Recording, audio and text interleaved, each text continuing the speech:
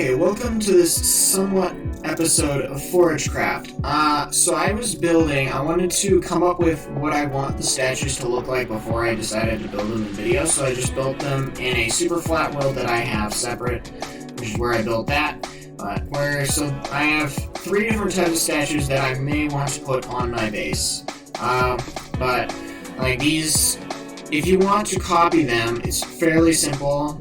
Just look at the video, and then you can just change up the colors to whatever pattern you want. I went after the gray stripy one because I know in my survival world I have a lot of stone and stone bricks, and I can easily get a ton of wool. But you can do that with any sort of blocks. You can do it with terracotta, concrete, or whatever you have available whatsoever. So we have a villager statue here, which I'm planning on putting in my villager dome. We got this. So this is meant to be up against a wall, but if you wanted to do it as freestanding, I would recommend making it one block thicker this way, just sort of like round it out, but it would just basically be straight up and down, like just all the way the entire distance, just like this. Maybe like some stairs and slabs in there, just like this. And the andesite.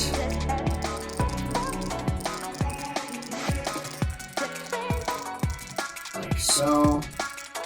And then you could carry the stairs around if you wanted. Yeah, so that's basically that one. It's relatively simple. Now it's a freestanding totem head sort of thing. But I'm gonna probably go with the two because I want it to be merged into the wall. But so that's the villager statue. Just give it a nice look-see. Stairs, more stairs, and then 3 stairs in here gives it the mouth feel. That on top of those 3. More stairs with the slabs there for that and the nose. You can also use any other blocks that you want for this one, any other colors, prismarine, whatever other things you might want to make it look like. And I also put slabs on top so we don't have any mobs spawning, and it kind of rounds out the head just to make it look more villagery because it's not quite tall enough or it's too tall if I use a block. Okay, so these cat statues, I'm planning on putting 2 of these ones out front, at least 2 of these ones out front of my front door. I may do that off camera just because you can kind of see here. So it's 2 blocks and then the stairs. I left the stone stairs, but you can put any other type of stairs that you want in. There is almost pretty much enough space inside if you wanted to do a hollow base as well. If you wanted, but I personally wouldn't because I like larger bases, but that's just me. And then I use bone and coal for the eyes because I have lots of that and I think it looks nice. And it's the same angle on the bottom, it's just inverted kind of for that. And then I did basically a random pattern trying to follow the Minecraft mob like sprite, I guess, that I found on Google, and I put mittens on the ends made out of stone bricks there. It's 1, 2, 3, 4, 5, 6, 7, 8, 9 blocks into the body there, and then I'm not sure how many blocks long it is because it's definitely longer than this, which is an actual representation of the standing sprite because the standing is easier than slanted. And the head is 5 by 4 by 5. With this here, I use andesite for the nose, and I also put a bunch of banners on the side. You do not have to do that. You could literally use different colored blocks, but I use banners because gray kind of fit, and I don't really have many alternatives other than like deep slate that I could have used here, and deep slate might have looked neat, but I decided to go with this instead. And I used stone brick stairs for the ears, and this tail is not accurate for lengthwise, but I decided to go with this as a thing. I probably will not have the tail. It'll probably be cut off at about here into the mountain itself. Now for the standing one. So the same size head basically, just that one's raised a little bit. So we got block, stairs, and 2 slabs here underneath to sort of round it out a little bit. Here we don't have that. It's following the sprite, basically, the block pattern. I forgot the banners back there. Let's just fix that really quick. And like so. There we go. That's done.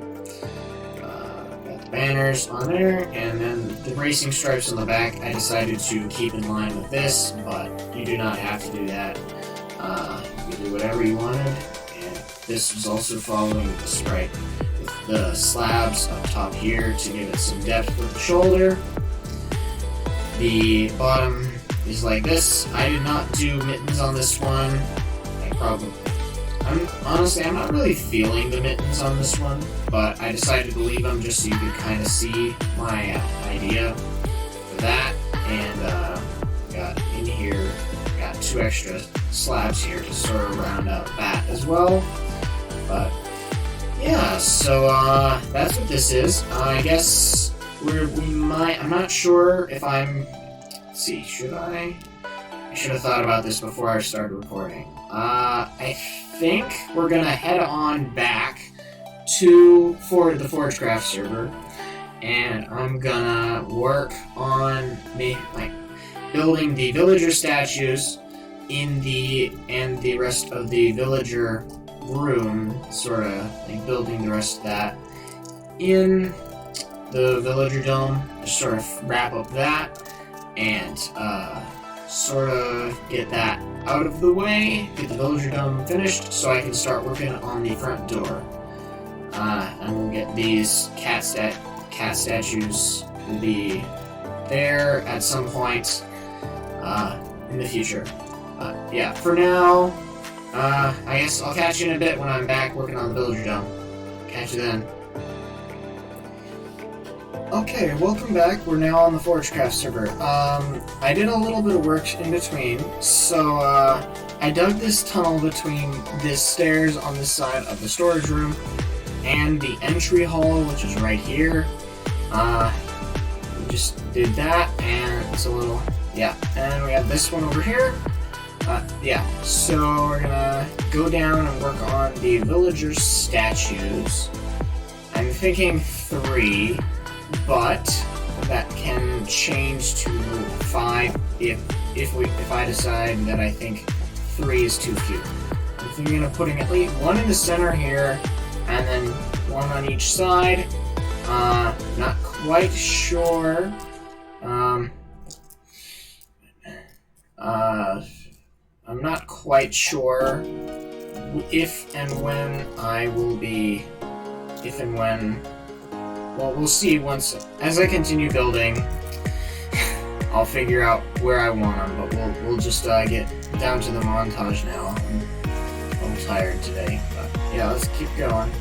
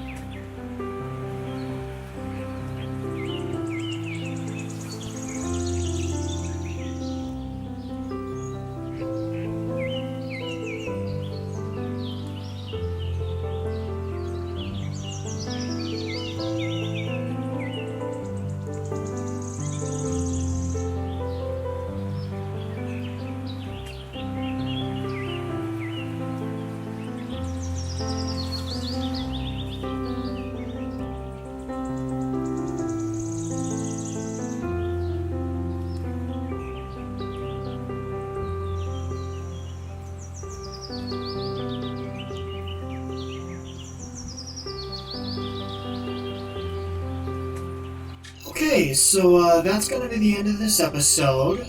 We've basically finished up we've almost completely finished up the inside of the dome. I've got a zombie infection room and a breeding room to build still.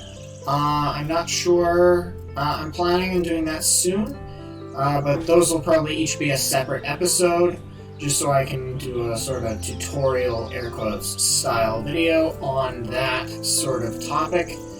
But yeah, but otherwise, the rest of the room is done. At one point I was thinking of putting a fountain in the middle there, but I like what I have here, what I have going on here right now, with the moss and stuff. But yeah, so that's the end of that. And oh yes, I forgot to mention, in between episodes, I also flattened out the middle top bridge here, so that it would be easy to take a boat across.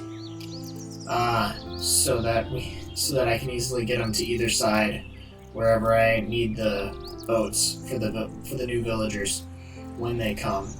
There are a lot of cats. But yeah, in between episodes, I think I might do some work on the dome. Not sure. I might like some work on the upper parts, which are going to be hard to reach without good scaffolding, and it's going to be hard for me to record and do that at the same time. So I might work on that off cam and get some more of that done, and I'll get some more repairs on my tools and get some more emeralds for more bookshelves for the dungeon. And then once we're done with the breeding and the curing room, we will head on and work on the front gate, which is going to be fun. So then, I guess we'll see you guys in the next episode. Like, comment, subscribe, check out my other videos in the series. See you in the next episode. Bye!